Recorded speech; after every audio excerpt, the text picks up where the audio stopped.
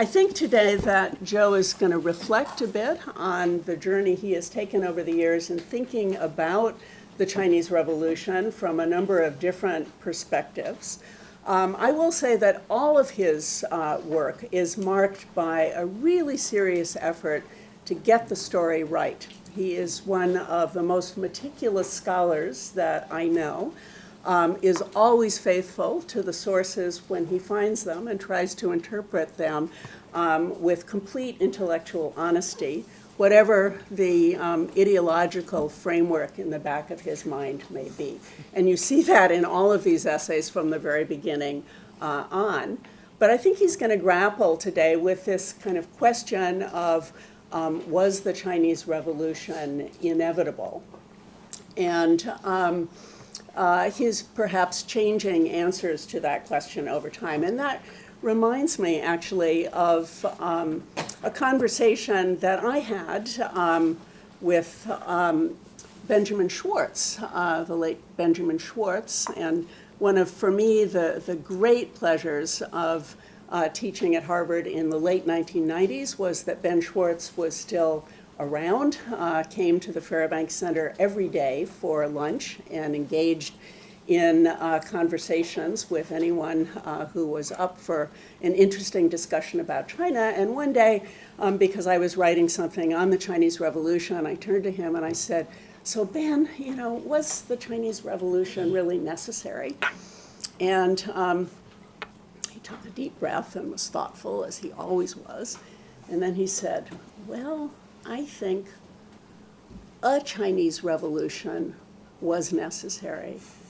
The Chinese Revolution was not necessary." So I think that's not maybe too different from the conclusion that Joe has reached here. Necessity and inevitability are not exactly the same thing either. I guess 必然 必要 maybe, not exactly the same thing, but a lot to think about. So please join me in welcoming Professor Esherick.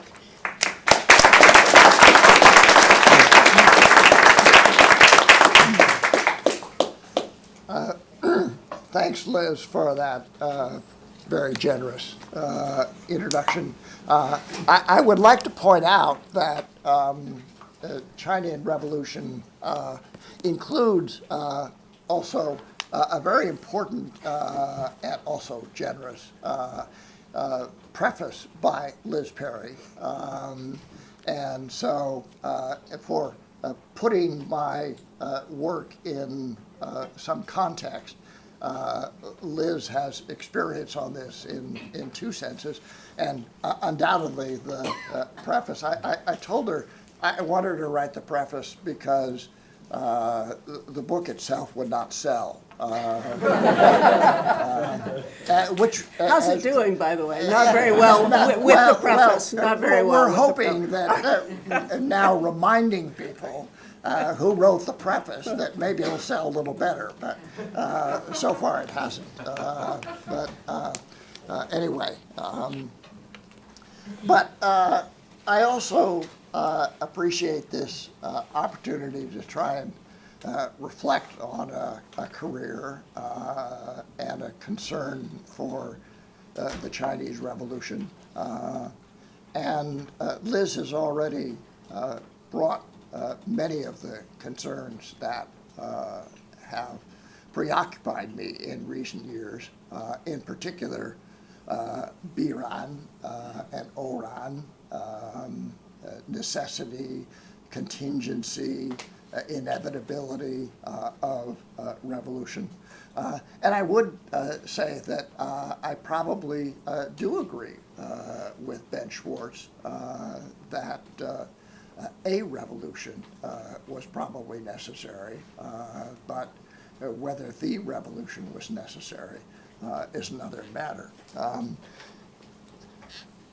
I began my study of China here at Harvard, and as just been pointed out, and as Charlotte has reminded me, this is another of my 10-year anniversary years, but I'm going to miss the celebration because I'm going to be in China. But I am Harvard class of 1964, exactly 60 years ago. And I began my study of China with John Fairbank in rice paddies, and in fact was just doing meetings to divinity, and happened to arrive early and was able to sit in the lecture room that I sat in some 60 years ago, probably 62 years ago, and was happy to see that it hasn't changed much. It has been refurbished. But Fairbank introduced me to China, and Zhao Yanren's daughter, Bian introduced me to the Chinese language. But I'm a Californian, and my family's attempt to add a little bit of East Coast polish to my West Coast origins failed, as so many attempts to civilize me have failed.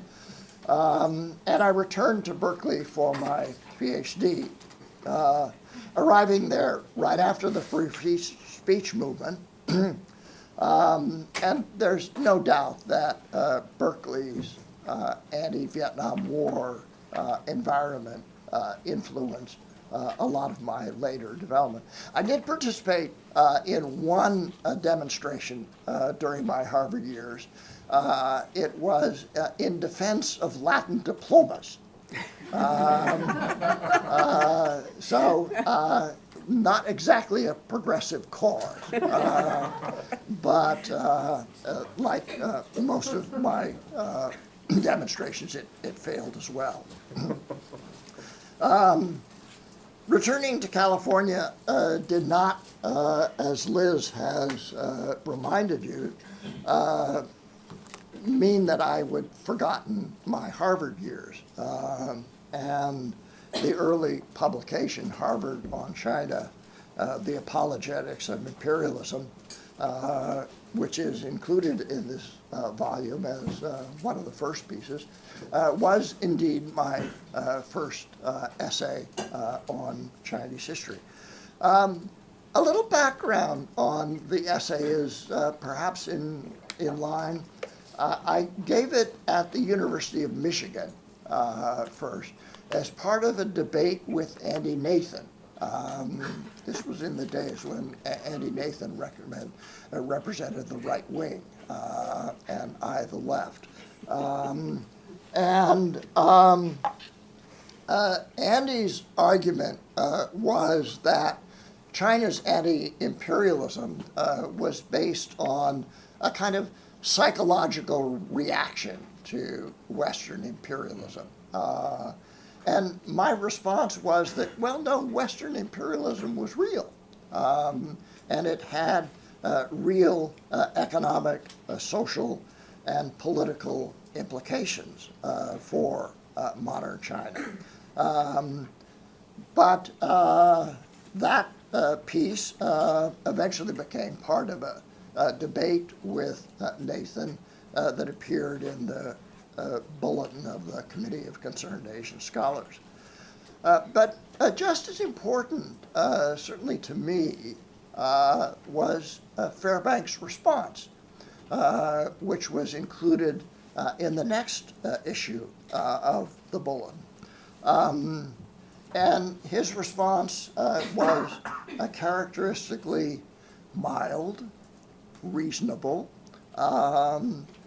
without a hint of ad hominem attack on me, or pointing out that I was a former student who had gone astray, and to a substantial degree accurate. In one point in particular, he faulted me for ignoring China's agency in its reaction to Western imperialism. And I had put all the agency on the side of imperialism. And he pointed out that that rather underestimated the Chinese case. And he was quite right. Fairbank was always gracious to me, never objected publicly, at least in my presence, to that argument and that article. And like many other people, the first letter that I got when my 1911 book came out was from Fairbank, perhaps requesting a copy, but also praising it for its contents. For my entire career, I've been concerned about China's modern transformation. But that didn't mean that I began writing about the Chinese Revolution from the beginning. Remember that, one, I'm a historian and a historian of a certain age. And in my time, historians didn't write about things that happened during their own lifetime. That was the terrain of journalists. Remember that even political scientists like Liz Perry wrote her first book substantially about the Nian Rebellion. Now her mentor, Mike Oxenberg, was a little bit less of that mold and deviated a little more into the contemporary era. But there was an era when even political scientists didn't necessarily write about contemporary China. And that era has returned. My colleague Wang Yuhua just wrote his book about the Tang Song. And may it continue.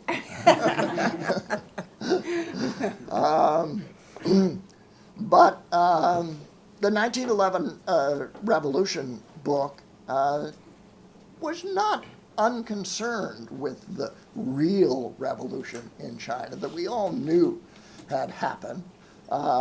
In the 1911 case, I was on the one hand debating Mary Wright implicitly, that it was the first phase of the revolution.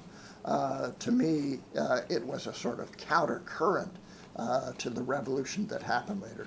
But the revolution was very much on my mind, and the elite that took command of the revolution oppressing the masses, as I reread the book, it's quite striking, the primitiveness of my social history in those days.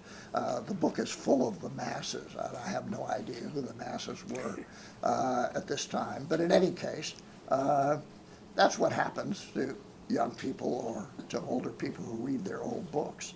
The next book, or my next monograph, was on the Boxer Uprising, and it too had the Chinese Revolution in the back of my mind. It at least had peasant agency of some sort, but there was no organization, no leadership, and certainly no Communist Party. After Nixon visited China, I did venture into the issue of the real Chinese Revolution with Lost Chance in China on John Service and the Dixie Mission to Yan'an during the wartime. Jack Service had worked in the Berkeley Center for Chinese Studies and was an old friend and much admired by me and any of the other graduate students of the time. And it was a book that gave me great pleasure to try to rectify the wrongs that had been done to Service in his reporting on China. But significantly, in my own department, the book was never mentioned in my annual evaluation.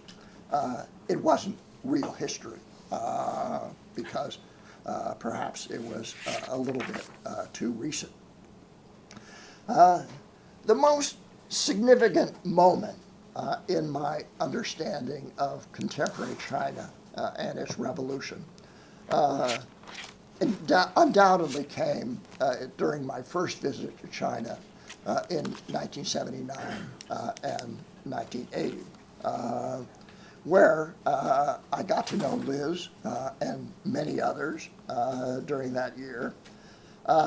That was the year in which I discovered that China was not indeed a socialist paradise, that Chinese cadres did not always serve the people, and that the Cultural Revolution had real costs on Chinese education. I'll never forget a spring gathering that we had in 1980, in which all of us got together at the Beijing's Friendship Hotel with Liz and Gail Hirschadter and Emily Honig and Phil Huang and Vera Schwartz. And all of us bemoaned the fact that we had a set of lectures that we'd been giving for many years on modern China and its revolution, and they would all have to be thrown out. And what the hell were we going to do when we went back and talked about the China that actually existed? For me, at least, and I wonder for how many others, because this is a question that I would like to talk about, and it becomes a concern of much of this talk. The most important methodological issue for me is the issue of the inevitability or the contingency of the revolution. And one of the ways I've come to think about this problem is that the most influential book for me during my graduate years was Barrington Moore's The Social Origins of Dictatorship and Democracy. And it, in its discussion of the French, the Russian, the Chinese Revolution and the American and Indian experience, based to a large degree on some of exactly the same works that we were reading during my graduate years by Lefebvre and Albert Soboul and Charles Tilly and Eric Hobsbawm and Trotsky. It's important to note that most of these people were Marxists, and many of them were even members of various communist parties. But the basic idea I learned from Moore was that these major turning points in world history, the French, the Russian, the Chinese Revolution, the American Civil War, were guided and to a large degree determined by the socioeconomic structures of society, and especially by the rural economy and the nature of the agrarian elite, whether it was gentry or nobles or agrarian capitalists or even slave owners. And where a country ended up was to a substantial degree determined by its pre-revolutionary social structure. For the China field, the debates were perhaps best illustrated in several famous workshops that happened at Harvard, of course. The most important of which that I remember happened in 1978 and were presided over by Harvard's then political scientist, a rather different stripe from Liz Perry, I might note, Roy Hoffines, who had just published his The Broken Wave on Peng Pai and the peasant movement in Guangdong. And Hoffines argued forcefully for the decisive role of Communist Party organization and the rather negligible role of pre-existing social structures. On the other side of the divide, and all the other people studying base areas and the Chinese Revolution, were the social historians, all of whom were convinced, following Barrington Moore and others, that it was the rural origins of revolution that were the problem that we should be indeed thinking about. The workshop was a disaster, and there was absolutely no common ground to be found. And the lack of common ground was illustrated by the fact that lunches were on our own. And the two sides gathered in separate areas, lunchrooms on Harvard Square somewhere, the social historians in one, and Hoffines and his allies on the other. But particularly significant to me in that was that Chow Johnson chose to eat with the social historians. And Chow Johnson, who had been the target of Selden's attack in Yan'anwei, and Selden, of course, was sort of the, I don't think he was actually there, but he was the leader of our pack of social historians.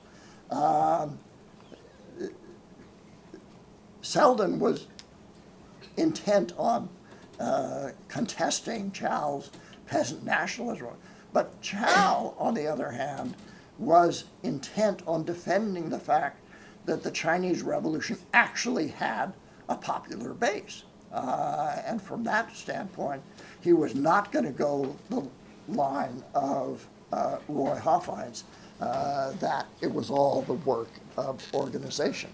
And it's worth noting that this was well before Chow's leftward turn with Blowback and the other volumes.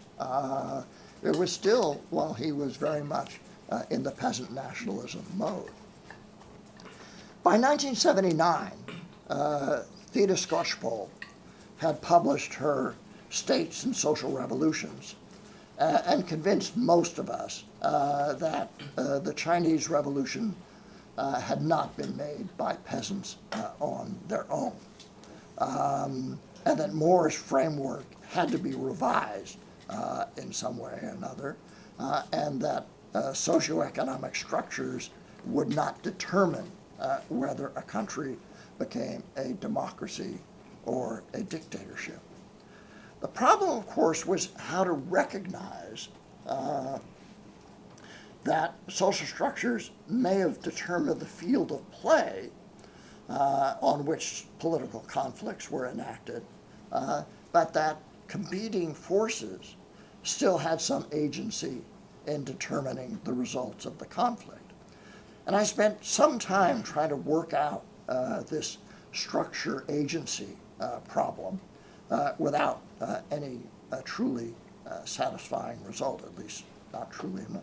And my essay and 10 theses on the Chinese Revolution, which is included in China and Revolution, was significantly re-entitled Rethinking the Chinese Revolution, exactly the topic of our discussion today. That essay included such deliberately provocative theses as the revolution was not a liberation, but the replacement of one form of domination with another, which I still probably do believe, but how we're to characterize that new domination or the old domination that was ended and how it was ended. But there was, importantly, a new commitment to contingency, which dominated a lot of my work from then on.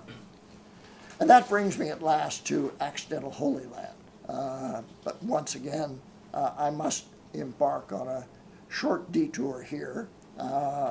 My first book was about the 1911 revolution. And that early book had meant that whenever the 1911 revolution had one of its decennial years, and the Chinese would have a conference, that I would be invited to it. And Zhang Kaiyan, the dean of 1911 studies, had written a very generous discussion, and the book was quite widely read in China. And so I was always invited to these conferences. Well, the centennial of the revolution was in, of course, 2011. It was held in the fall, 1010 and so on, which meant that the Arab Spring and the fall of Hosni Mubarak in Egypt had just happened. And I decided, typically, to be provocative and not to miss the opportunity to talk about a sudden and accidental revolution and the overthrow of seemingly stable regimes in China and see what would happen. The paper actually was published in China, although in an English version.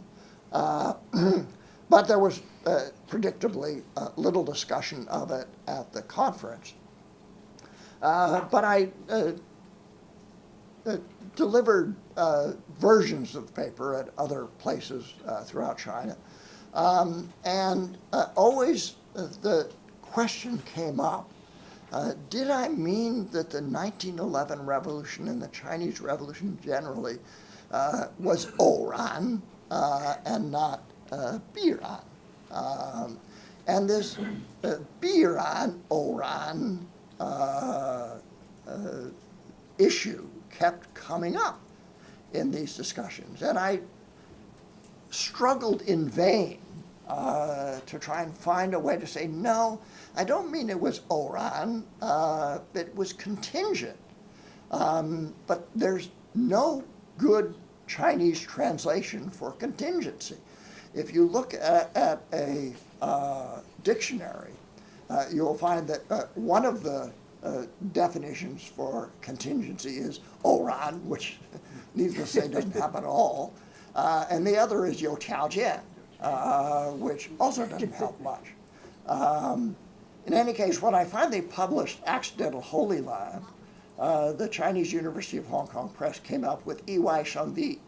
And EY I was very comfortable with and thought, in fact, that squared the circle reasonably well. But I have been wrestling with this issue of how we talk about Biran and Oran and inevitability and necessity and so on of revolution for some time. Now, Accidental Holy Land is, as any of you have read it, know, a very dense and typical Esherick, careful reconstruction of various counties in Shan Bei that nobody's ever heard of, except maybe in China. And it's not a book that easily yields itself to simple summary here. But I begin with a longue durée, as I always do, look at Shan Bei. And everybody knows Shan Bei is poor and backward and so on and so forth. But years of visiting and traveling through Shan Bei convinced me that Shan Bei definitely was not all of one kind. And Shan Bei is very distinct, especially the counties that you see there in the Northeast are very different from the counties that are along the Gansu border. And the origins of this, you know, people had always told me, well, that was the Muslim rebellion. And I had to try and figure out, well, there weren't any Muslims in northern Shanxi, so it didn't have to do with people up there making any rebellion. And the basic story is that the Muslims who were all, you see the Wei River in Guangzhou going through the center of the Muslims were all just north and south on the eastern section of the Wei. And they were driven out of Shanxi to Gansu, but they wanted to find their way home, and they went down the Law River, which you see in blue there. And those are precisely the counties that were depopulated. This is a comparison of the population in the 1850s and the 1930s. My best reconstruction, the 1850s census is generally regarded as pretty thorough, and the 1930s population is, there are a number of different ways I have to reconstruct that. But in any case, you see there that the light gray counties, the population in the 1930s was still less than 50% of what it had been in the middle of the 19th century. And interestingly, that coincided with two segments of the northern Shanxi party, the Shan Bei or the Shan Bei Pai, and the Shangan Pai. And the Shan Bei Pai, basically out of the better populated counties in the east, which had a stronger gentry and a stronger school system, was largely based on village teachers who had recruited other peasants into a rural party organization, and the party was relatively strong in the northeast.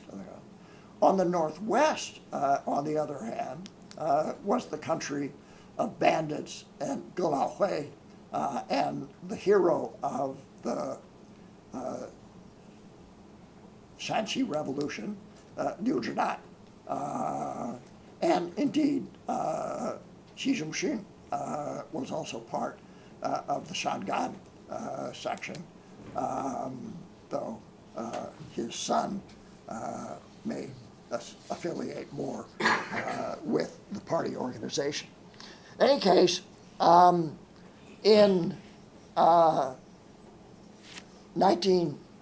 1935, the leader of the Northeast faction, the Shan Bei Pai, Xie Zhichang, dies as a result of wounds that he had received in 1937, 34, and Liu Zhidan leads his Shangan Pai back to the east, and that combination of party organization and guerrilla organizers, military men, that combination of men who knew how to fight and men who knew how to organize, meant that Liu Zhenan was able to conquer 6 county seats. He'd never taken anything more than a small town and defeated militia before this time, allowed the Shan Bei revolution to gain real traction.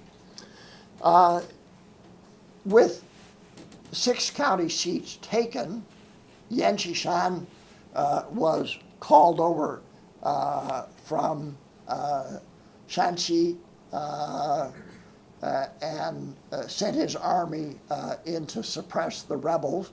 The army was unaccustomed to the deep gullies and uncertain terrain of Shan Bei and was quickly defeated. Yenching Shan went back to Shanxi and gave a speech in which he said, Shan Bei is full of communists. We need Chiang Kai-shek to do something about this. The speech was widely reported in the press, and Mao Zedong read a copy of it on the Long March and decided that the Long March did not need to continue on north as he had intended to the Soviet border to renew itself and replenish and receive assistance from the Soviet Red Army, that he could go to Shan Bei instead.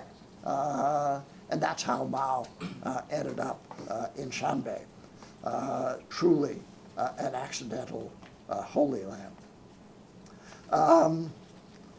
Mao never wanted to be in Shan Bei, never liked being in Shan Bei, and never went back to Shan Bei after he left in 1948.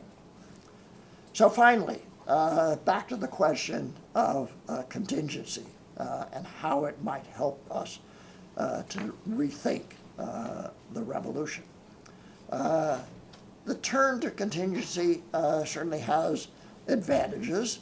It frees us from overly simplistic and deterministic notions of peasant revolution. The idea that an exploited and impoverished peasantry was responsible for the Chinese Revolution just has increasingly seemed to me untenable. The areas of greatest landlordism or the areas where the imperialist impact was greater were never the areas where the revolution took hold. And similarly today, if we continue to think about contingency, the idea that somehow Xi Jinping is so much an admirer of Mao that he's going to bring China to a new cultural revolution seems to me ludicrous. As the Chinese say, the path of history is crooked, 曲折的, and history does not repeat itself. The old model that prevailed when I was trained was a model in which China was the sick man of Asia. And there were a host of theories to explain this. The stasis of hydraulic society, the Asiatic mode of production, the conservative tradition-bound beliefs of the old gentry class, the high-level equilibrium trap, agricultural involution. All of these are attempts in one form or another to explain why China never quite developed the way it should have with an advanced civilization and literacy and all those other things. These are the theories that my generation had to wrestle with, but they hardly seem appropriate to explain the rise of China or the vibrant, prosperous urban China that we confront today. It's said that Mao loved the class struggle of the Communist Manifesto and insisted that party members read and reread the Communist Manifesto. But he resisted those who urged him to read Marx's 18th Brumaire of Louis Napoleon, with its classic line, men make history, but they do not make it just as they please, but under circumstances given and transmitted from the past. Well, aside from the men and the gender problems that Marx had, like anyone of his generation, I would suggest that we should learn from Marx and not from Mao. Social structures, the circumstances inherited from the past, differed across the map of China. We need to do the hard work of local history to uncover them. They're certainly going to be helpful in helping us to understand the course of history. But they're not going to be a magic wand that are going to give us all of the answers. The broad generalizations that we apply to China, like peasant revolution, just don't make a good deal of sense. At least they don't make sense in the simplified version that we teach to undergraduates. We should somehow recognize and embrace this complexity and indeterminacy of Chinese history, even if it means that the historical truths that we discover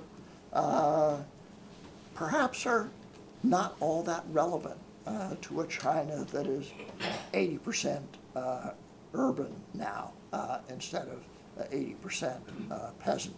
And when there's a Chinese Communist Party of 100 million people ruling over an empire that used to have 400,000 or 40,000 officials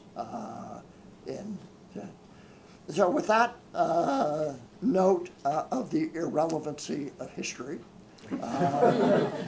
I leave it to the rest of you to make sense of all this. Thank you.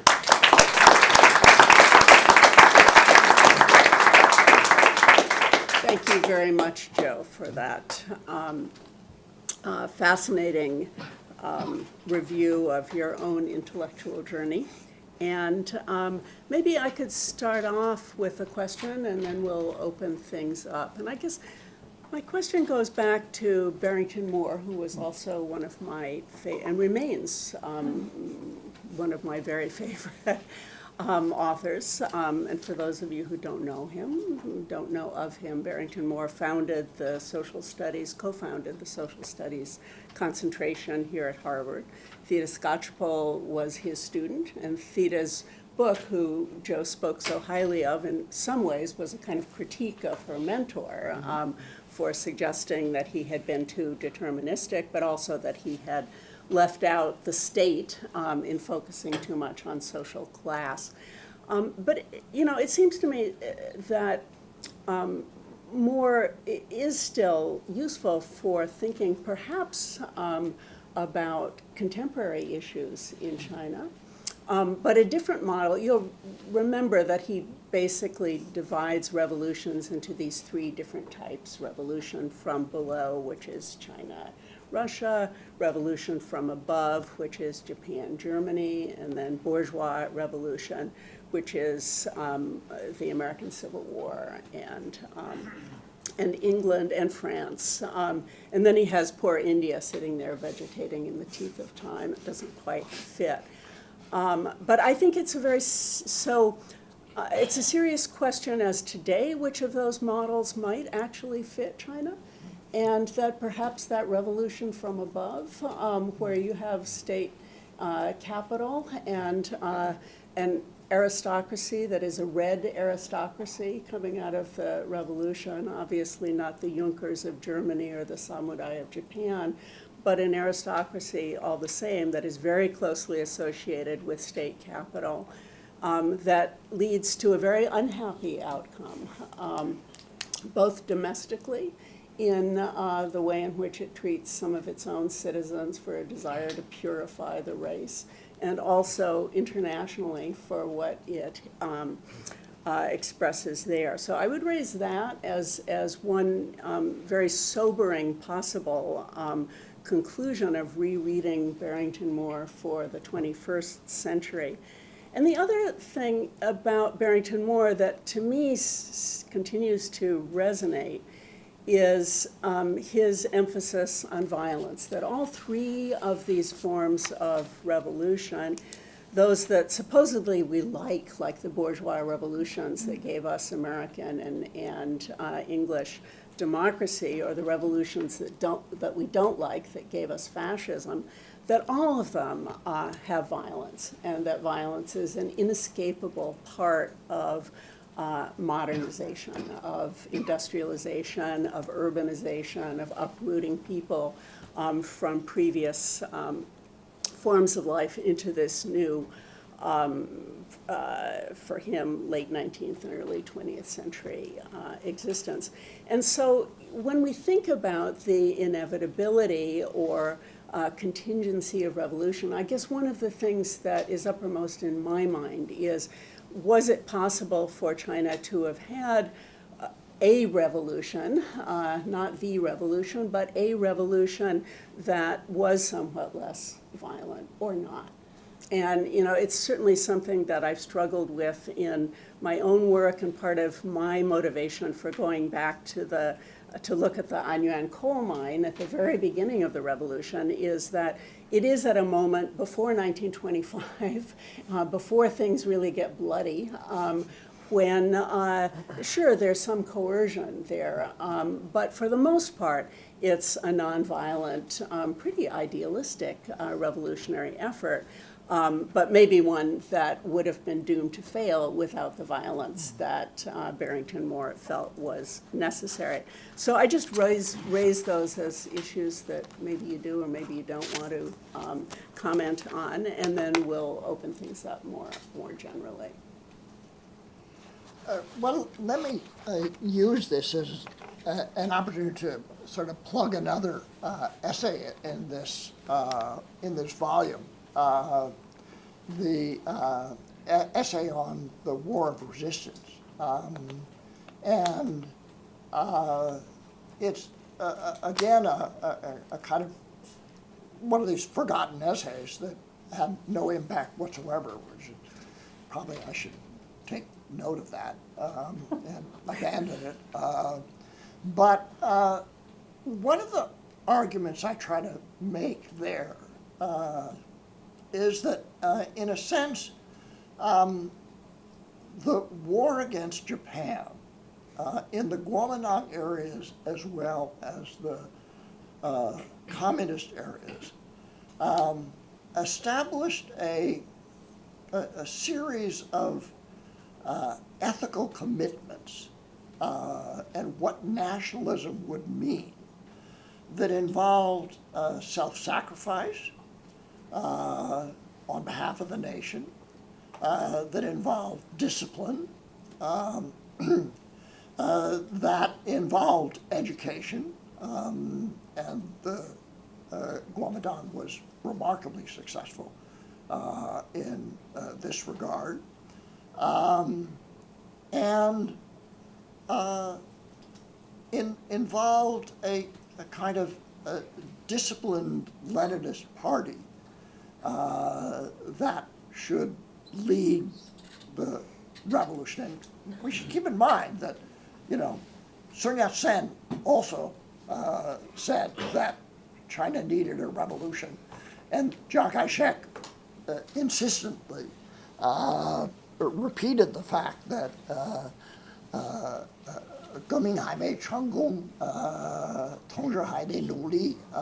that we still need to struggle on.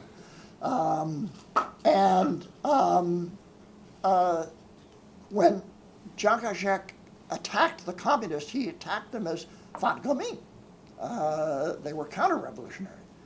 And so I made the argument, essentially, that the reason the nationalists failed was because the communists better embraced the ideals of the revolution than the nationalists did.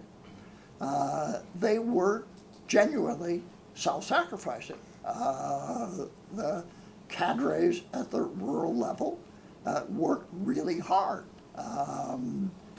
Obviously, there were some corrupt ones, but you know, the Kuomintang, you know, hastened back to Shanghai to the dance halls and so on there, and you know, we're not interested. Anyway, violence is certainly necessary. The Kuomintang and the nationalists agreed on this, but the communists just did it better. Discipline was surely necessary, and self-discipline was surely necessary. But in all those respects, the communists were simply better at it than the nationalists. You know, Chiang Kai-shek himself criticized the Kuomintang organization in the Civil War period as, you know, the most corrupt party that had ever existed. So where this, you know, comes down to is, yes, violence is going to be necessary. Revolution is going to be necessary, but exactly what type of revolution? The nationalists were never willing to oppose the old rural elite in any kind of effective land reform. And partly because of that, they were committed to a certain defense of the old status quo that made them an ineffective leaders of that. So, you know, that doesn't really address, you know, all of the issues.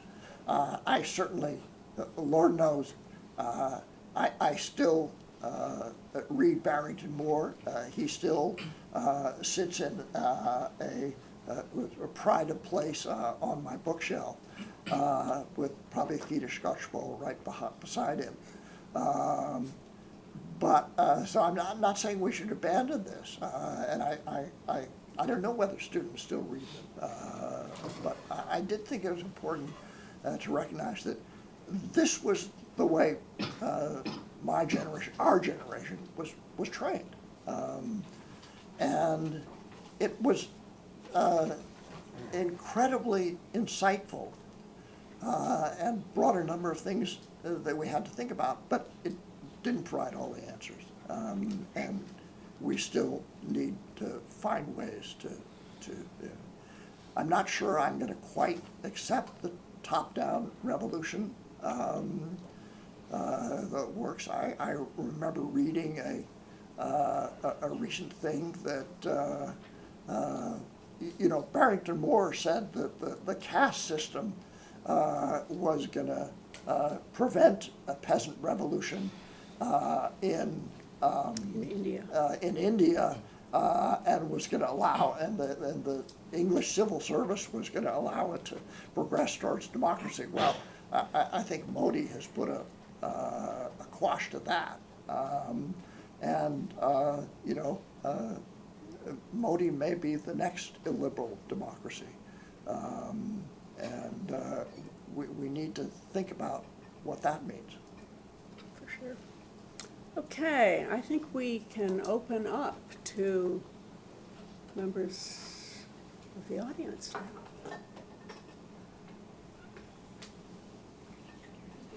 Yeah, before you. Yes. Thank you for the wonderful talk.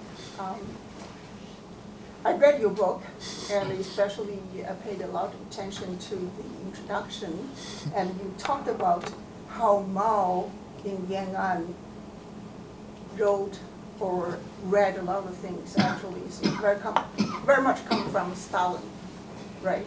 So my question is this: Chinese Revolution. Actually, we should look at its larger communist movement, right?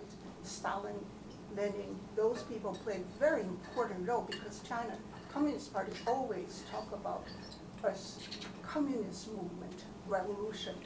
So I'm just wondering, when you talk about Yan'an, how important as an accidental holy land.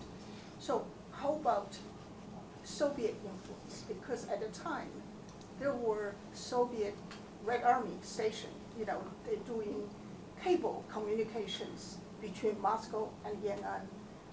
All of these things, Comintern by 43 was still existing, continue to send instructions to Mao in Yan'an for a lot of things, even for the rectification campaign, So I'm just wondering, when we study Chinese Revolution, I remember more because during my dissertation, when we try to pass the oral, we have to read his book and write answers, things like that. So I'm just wondering if we should go beyond that and look at the communist movement and Chinese Revolution, because it happened in all the poor countries, right? Vietnam, Korea, Cuba, Russia, and China. So how important is this, or shouldn't we emphasize the Soviet angle with the eventual communist victory? I think this person, Steve Levine's book, talking about how Soviet Union really helped, allowing Chinese Communist Party move into the countryside. They really occupied that area. Eventually, they were able to, take over northeast, and going down to the south. So there's a lot of angle into the revolution. Yeah, Can I just ask you to introduce yourself? And everybody with your question. My name is Huayu Li, and I'm teaching at Oregon State University, Chinese Politics. And this year I'm with Davis Center as a visiting scholar. And she tells me she met you at Linda Grove's house back in 1979. Yes, something. you and your son. oh my goodness. Peter Perdue and Linda. Remember that? You don't remember. There's another easily forgotten chapter in this in which I revealed my true Marxist origins. Peter Perdue, Ben Wong, Yes. Linda Grove, and I, and Mark Selden read all of Capital in Tokyo. All three volumes. All three volumes with great care. And then the Grundrisse. So we took our mark, and out of that came the Restoration of Capitalism article, which is probably the most forgettable article, but I thought in the interest of a full exposure, I should put that in here. In any case, oh God. Excuse me, this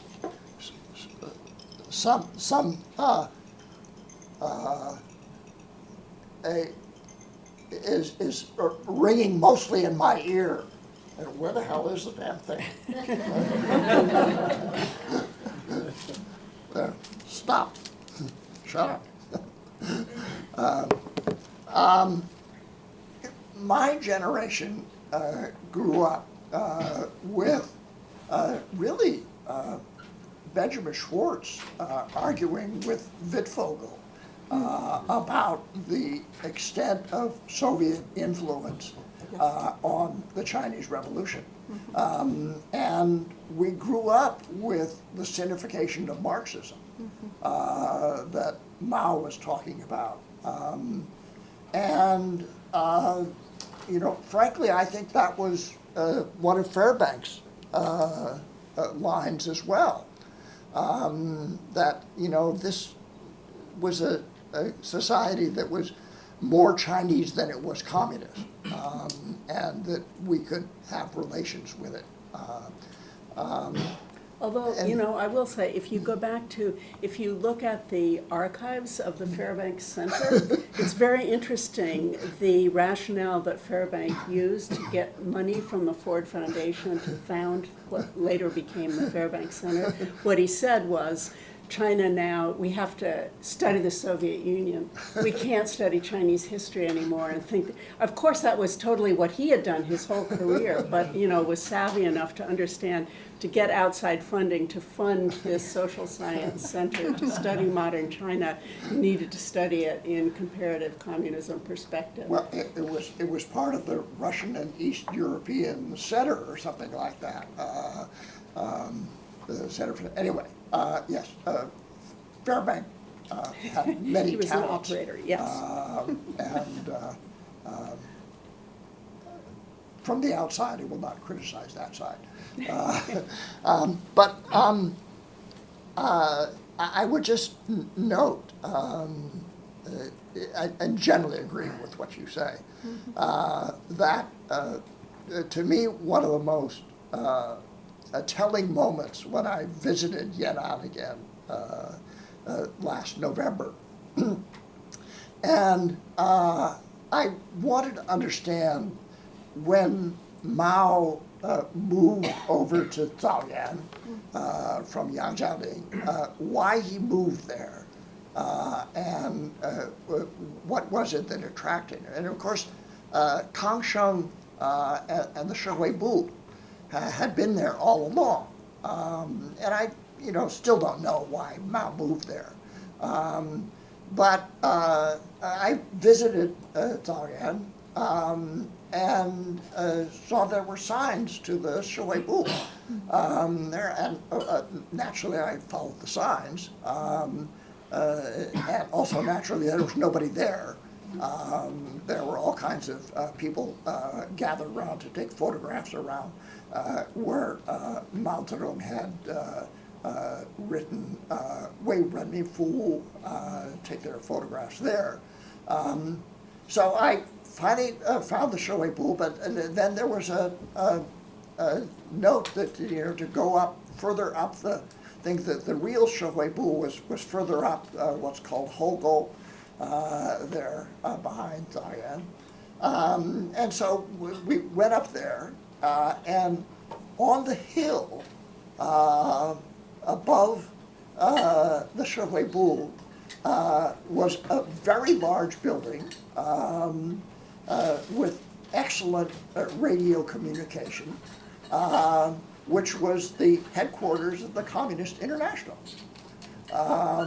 And there, Vladimirov, who was still on the wall there, there was nobody else around.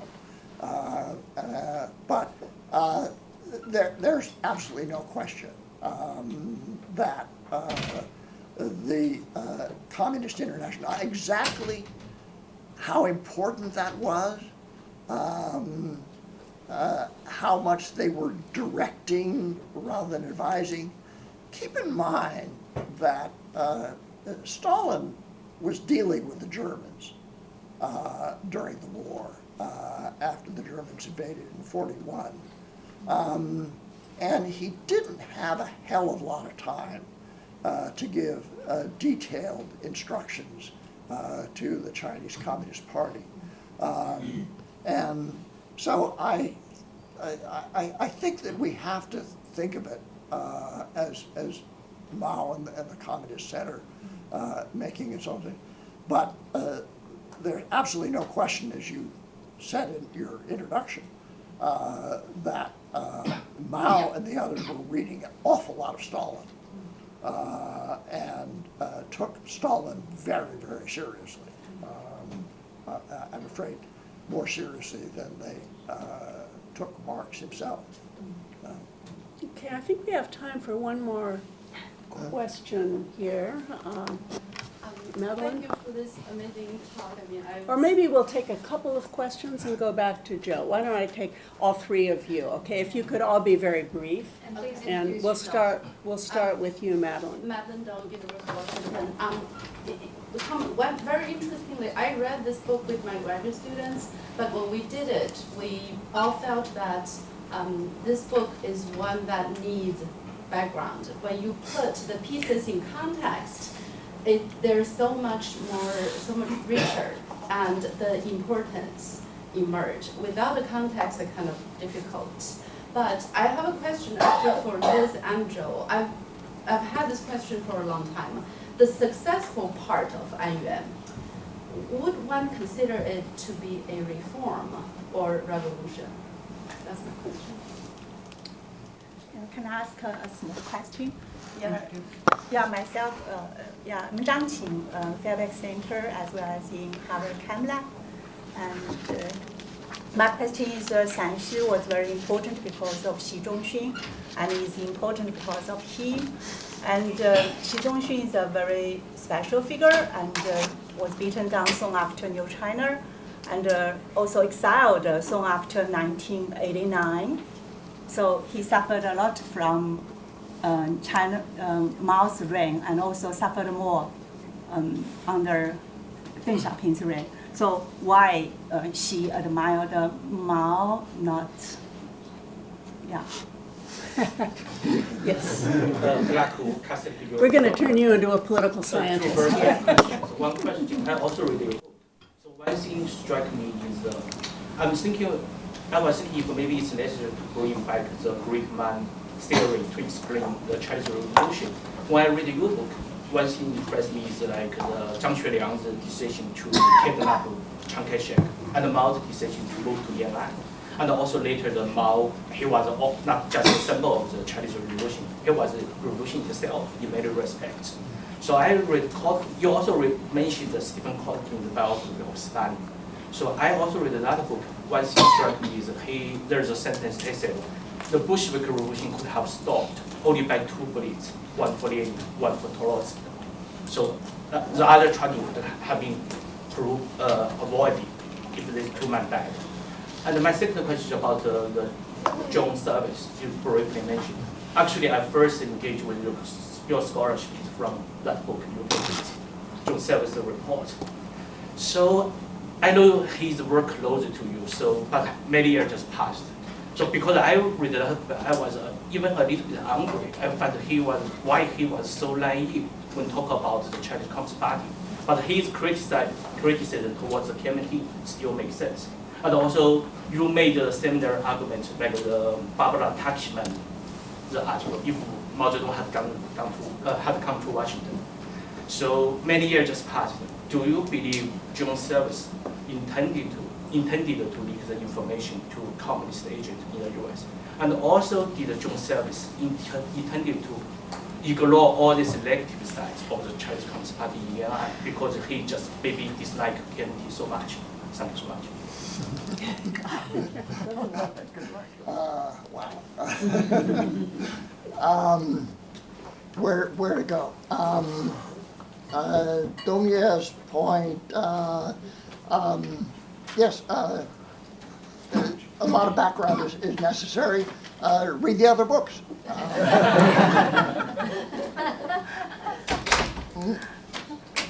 Xi Zhongxun and Xi Jinping and Mao. Obviously, when I was working on Shan in China, again and again, people would ask me about, what about Xi Zhongxun? What do you think of Xi Zhongxun? How important was his role? I'm afraid my reaction was, I never ran into him in the documents. He doesn't seem to have been very important at all. After all, he was just a kid at the time, and he was never, part of the party center. One of the most interesting facts that I think still needs to be answered about Xi Jinping is what was his relation to Gao Gang? After all, Gao Gang, Mao essentially anointed Gao Gang as the representative of the Shan Bei, Shantou. And since Liu Zhidan was dead for whatever reason, and Gao Gang knew how to play that very well. But Xi Jinping was under Gao Gang and then succeeded Gao Gang as head of the Xi-Beijing. So that's, that issue is never discussed. He was criticized as part of the Gao Gang Pai, but always denied it and so on. Why Xi Jinping turned? I mean, that's that's a political science question. They'll have to. I mean, the main thing I would say here is, once again, contingency. We should not look for some definite, unbroken, straight lines in Chinese history. It's very easy that Xi Jinping, if his dad suffered under Mao, that doesn't mean that Xi Jinping is going to not use Mao as a defense. Any of these things can happen. John Service, why was he so naive?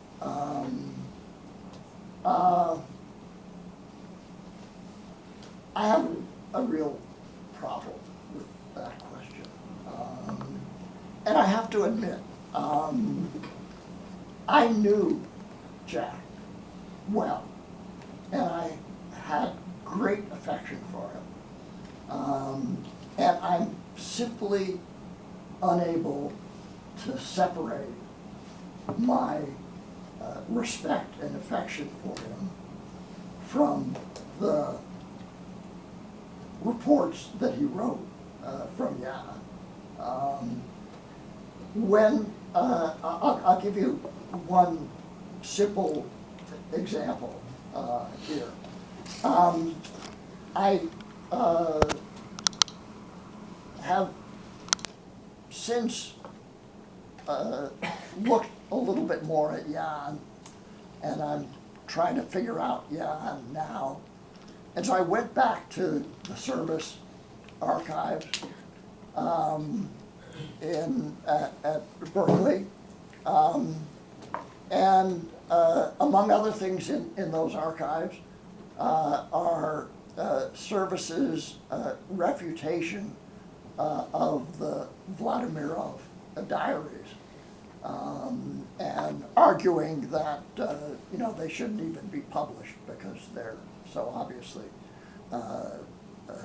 reconstituted in some way. So I actually wrote to Pantsov about this to say, what do you know about this? And he said, well, yeah, they have been redone, but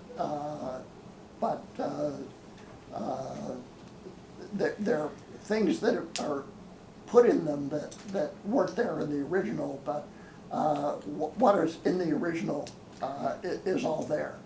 And I read the Vladimirov diaries and thought, this looks pretty accurate to me. And Service thing, got problems. And I asked, and I Service in one of his reports said, well, there's this TASS correspondent here, but he lives way far away, and we don't know anything about him, and he probably doesn't have any influence. So I lived across the river, and said their compound was just across the river from the. So I thought, okay, it's going to be up the what's called the Shihe, Kaufensaal, there, and there wasn't anything there. And then I was taken to where the Dixie Mission was, and it was across from Wangjia-ping, and that was the river. It was across the Yan River from that. It wasn't where the Sheweibu and Mao Zedong and all these other things were. And Vladimirov was, 10 kilometers away. So no wonder he didn't know anything about it. I very clearly, Mao and the communist leadership saw at least the possibility, and I've been reading a little bit of Mao's writings at this time and so on.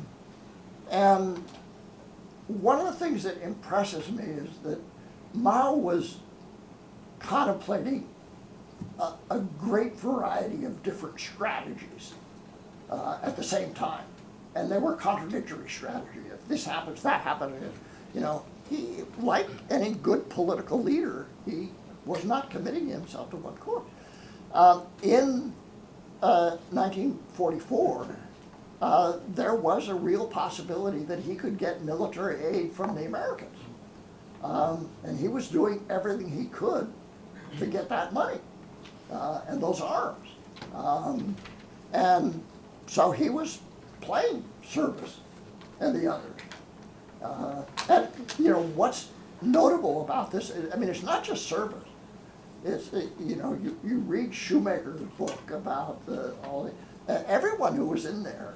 John Davis. John Davis, the head of the, what was his name, Benton or something, anyway. The head, the military men in the head of the, they were all very much taken with the frankness and the hard work and so on and so forth of the communists. So, I think the way to read that is simply that, they were played by the communists. And they felt. I don't think Jack was naive. He had a lot of experience in China, but other than Zhou Enlai, he hadn't dealt with communists before. And I hate to say this, but they played him like a fiddle. Very interesting. Okay, I will answer your question afterwards, I think, because we've because we've kept everyone over time already. But thank you very much, Joe, for a really